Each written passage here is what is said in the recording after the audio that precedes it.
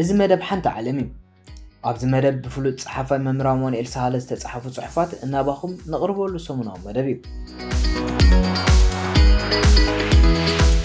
ክቡራት ተኸታተልትና ነዚ መደብ ንምክትታል ወትሩ ሰንበት ናይ ንጎስ ሰዓት 11 ቅድሚ ቀትሪ ቆፀራኹም ምስ ሃርሞኒ ሜድያ ይኹን።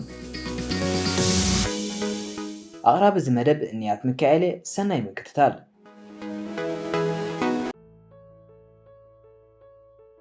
ገለ ርእይቶ ብዛዕባ ባህልን ምዕባለን። ጃፓናውያን ኣብ ዓለም ብቁጠባ ኣዝዩ ክብ ዝበለ ደረጃ ዝሓዙ ህዝቢ እዮም። ብስነ ስርዓት ድማ ዘርክቦም የብሎምን። ነቲ ጭዋ ባህሎም ከየጥፍኡ ንመላእ ዓለም ናይ ስልጣን ኣብነት ኮይኖም ኣለዉ። ስልጡን ንኽትበሃል ግን ግድን ናይ ወፃኢ ቋንቋ ክትዛረብ ወይ በታ ምዕብልቲ ዝኾነት መኪና ክትዛወር ኣይድልን። ጽልሙት ሓንጎል ሒዝካ ኣብ ርሻናት ብምንባርካ ስልጡን ኣይገብረካን። ኣብ ገሊኡ ሃገራት ከም እተዓዘብክዎ እቲ ከተማ ዳ እዩ እምበር ምዕቡል፣ እቲ ናይቶም ተቐማጦ ኣእምሮ ወይ ሓንጎልስ ኣዝዩ ድሑር እዩ። ስልጣነ ካብ ኣእምሮ ክጅምር ይግባእ። ዘይሰልጠነ ኣእምሮ ብምውናን በላሶታት ዘመናዊ ጎደናታትን ኣብያተ ምግብን ምዕቡላት መኻይንን ክስልጥን ኣይክእልን እዩ። ጃፓናውያን ዝሰልጠንሉ ምክንያት በቲ ኣብ ትሕቲ መሬት ዘሎ ኩሉ ሰብ ዝብህጎ ሃብቲ ወይ ከም ፔትሮልየምን ወርቅን ኣልማዝን ዘይኮነስ በቲ ልዕሊ መሬት ተቐሚጡ ዘሎ ሓንጎሎም እዩ። ነቶም ፔትሮልየምን ወርቅን ካልእ ማዕድናትን ሒዞም ነዚ ዓለም ምንባር ዝኸልዋ ዘለዉ ኣህዛብ ግን እንታይ ክንብሎም ኢና? ኣብ ክንዲ ናይ መሬት ማዕድን ናይ ኣእምሮ ማዕድናት እንተዘጥርዩ ከመይ ግርም ምኾነ? ኣበይ እሞ? ኣብ ሃገረ ሽወደን ምስ ንዕዘብ እቲ ከተማታት ብዓበይቲ ርሻናትን ብምዕቡላት መኻይንን ካልእ ፈንጠዝያን ዝመልአ ዘይኮነስ ነቲ ተቐማጣይ ብዝጠቅም ኣእምሮን ጥዕንኡን ብዝሕለወሉን ኣገባብ ብእተሰርሐ ገዛውትን መንገድታትን መናፈሻን ዘገፀ እዩ።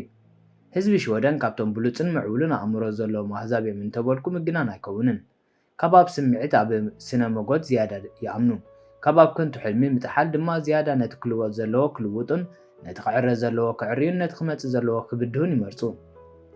ኣብ ገሊኡ ከተማታት ኣፍሪቃ ን10,000 ህዝቢ 1000 ባራት ክህሉ ከሎ መናፈሻን ኣብያተ መጻሕፍትን ግን ዳርጋ ዘየሎ እዩ። ዝበዝሑ መራሕቲ ኣፍሪቃ ሃገሮም ናፃ ምስ ዝኾነት ዝተኽልዎ ቀዳማይ ፋብሪካ ናይ ቢራ ፋብሪካ እዩ። ምእንቲ ነቲ ሰብ ክህድእዎን ክዕዝምዎን እሞ ከም ድላዮም ገይሮም ክመርሕዎን ሒዞምዎ ድማ ናብ ገደል ንኽኣትውን ብድሕሪኦም ሳዕሪ እንተዘይበቆሎ ግዲ የብሎምን። ካብ ኣእዱግ ዝፍለየሉ ነገር እንተሎ ጭራ ስለ ዘይብሎም እዩ።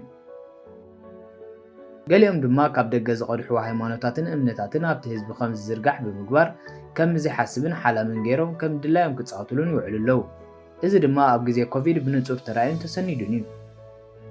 ኣብ ባህልና ምሕሳው ምስራቅ ሃርጎምጎም ወይ ሃረምረም ምባል ብድሕሪት ኮንካ ምሕማይ ኣምሰሉ ምዃን ጉቦ ብብልሽውና ዓዊልካ ምስሓቅ ኣብ መንገዲ ምባኣስ ዘዋርደካን ክብርኻ ዝቕንስን ነገራት ምፍጻም እናበላዕኻ ምኻድ ንጓል ኣንስተይቲ ምህራም ንዓብይ ምድፋር ምዝንጣል ወዘተ ከም ዓቢ ጽዩፍን ነውርን እዩ ዝሕሰብ ነይሩ። ሎሚ ግን ከምኡ ብምግባር እዩ ዝያዳ ስልጡንን ተዓጻጻፍን በሊሕን ከም ዝኾንካ ገይሩ ኣብ ቅድሚ ሰብ ህቡብነት ዘልብሰካ። ነዚ ኩሉ ኣብ ላዕሊ እተጠቕሰ ዘይገብሮ ሰብ ወረጃ ይበሃል ነይሩ።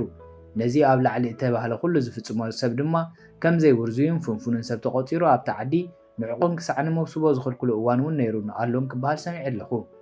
ሎሚ ግን ገንዘብ ዳ ይሃሉኻ እምበር ኩሉ ፍቑድ እዩ።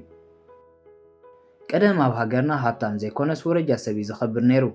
እዚ ባህሊ እዚ ኣብ ዓለም መወዳድርቲ ዘይብሉ እኳ እንተኾነ ብተኸታታሊ መግዛእትን ናይ ምዕራባውያንን ናይ ከተማን ጽልዋታት እናጠፈ ይኸይድ ኣሎ። ወዲ ሰብ ግን ሓቂ ኣይኮነን ዝደሊ፣ ዘዕሽዎ እዩ ዝደሊ። መገዲ ሓቂ ቀጣንን ውሕዳት ሰዓብቲ ዘለዋን እያ። መንገዲ ሕልምን ምትዕሻውን ግን ገፋሕን ማእልያ ዘይብሎም ሰዓብትን ዘለዋን እያ። ብዙሕ ሰብ ዝስዕቦ ነገር እንተሪኢኻ ሓቂ ከም ዘይብሉ ፍለጥ።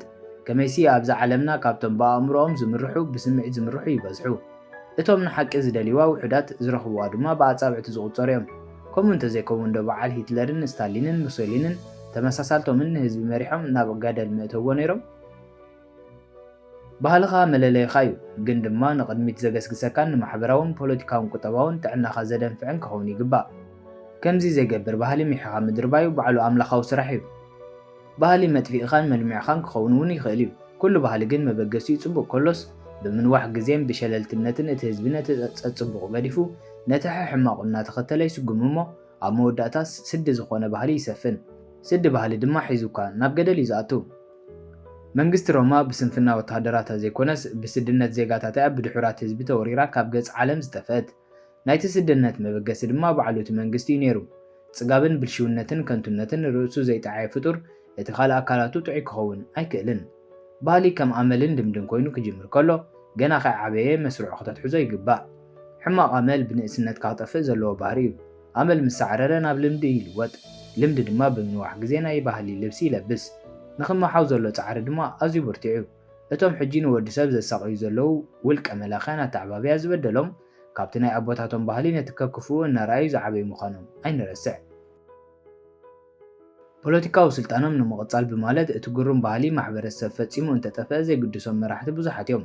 ንጉስ ጥራይ ዳ ይኹን እምበር ኩሉ ድዋዕዋዕ እንተበለ ፍዓራ የብለይን በሃልቲኦም። ህበይሲ መሬት እንተተገልበጥ ኩዕምቲ ምፀበብኩ ነይረ በለት ይበሃል። ምስኡ ከም እትግልበጥ ድያ ረሲዓቶ? ባህሊ ንዘለኣለም ኣይነብርን፣ ግን ከዓ መለለዩኻ ክሳዕ ዝኾነ ክሳዕ ዝከኣለካ እንተዓቀብከያ ዝበለፀ እዩ። ብኻልእ ባህሊ ተበሪዙ ምዝጠፍእ ግን ዝግበር የልዎን። ኣብ ዓለም ብከምዚ ዝጠፍእ ባህልን መለለይን ውሑድ ኣይኮነን። ኩሉ ሓላፊ ምዃኑ ምዝካር ይግባእ፣ ግን ከዓ ወዲ ሰብ እውን ባዕሉ ሓላፊ እዩ። ጽቡቕን ሕማቕን ባህሊ ብኣመልን ልምድን ዝድኮን ውፅኢት እዩ። ባህሊ ምዝጠፍእ እቲ ህዝቢ እውን ዳርጋ ምስኡ እዩ ዝጠፍእ ወይ ይሃስስ። ከመይሲ ባህልኻ መለለይኻን መንነትካን ጥራይ ዘይኮነስ ንስኻ ባዕልኻ እውን ውፅኢት ባህልኻ ኢኻ። ጽቡቕ ባህሊ ንስልጣነ ኣይጻብኦን እዩ፣ ብኣንጻሩ የማዕብሎ ደኣ። ባህሊ ማለት ሳዕስዒትን ደርፍን መሶብን መሰንቆን ክራርን ኣውሎን ጥራይ ኣይኮነን። ስልጣነ ማለት ከዓ ኮምፒተር ወይ ቪድዮ ወይ እውን ላንድ ክሩዘር ጥራይ ማለት ኣይኮነን። ባህሊ ማለት ጭዋን ውርዙይን ባህርያት ዝሓዘለ ዝጠርነፈን ሕብረተሰብ እዩ። ስልጣነ ድማ ብውሕሉልን ኣሳታፍን ምሕደራ እዩ። ግን ከዓ ኣብዚ ናይ ቴሌቭዥን ሞባይል ዩቲብን ብቕልጡፍ ዝዕብልለሉ ዘሎ ግዜ እቲ ናይ ሕንፍሽፍሽን ሓፈሻዊ ናይ ድንቁርና መንፈስ ምትላልን ብልሽውናን ብኡ መጠን ብቕልጡፍ ይሰፍን ኣሎ። ከምዚ ኣካይዳ እዚ እንተቐፂሉ ድማ ኣብ ቀረባ ግዜ ባህላውን ውሕሉል ስልጣነን ዝበሃል ነገር ክርስሳዕ እዩ። መለለይ ወዲ ሰብ ድማ ባህሉ ዘይኮነስ ኣንነትን ፍቕርን ዋይን ስልጣንን ምኽዕባትን ዜናትካ ምድላይን ምግባትን ንብፃይካ ከምጓና ምርኣይን ኮይኑ ንግዚኡ ክቕፅል እዩ። ግን ከንግዚኡ ዳ እዩ እምበር ዓለም ዝፀበበቶ ወዲ ሰብሲ ካብኣ ዘልግሰሉ ግዜ ርሑቕ ኣይክኸውንን እዩ።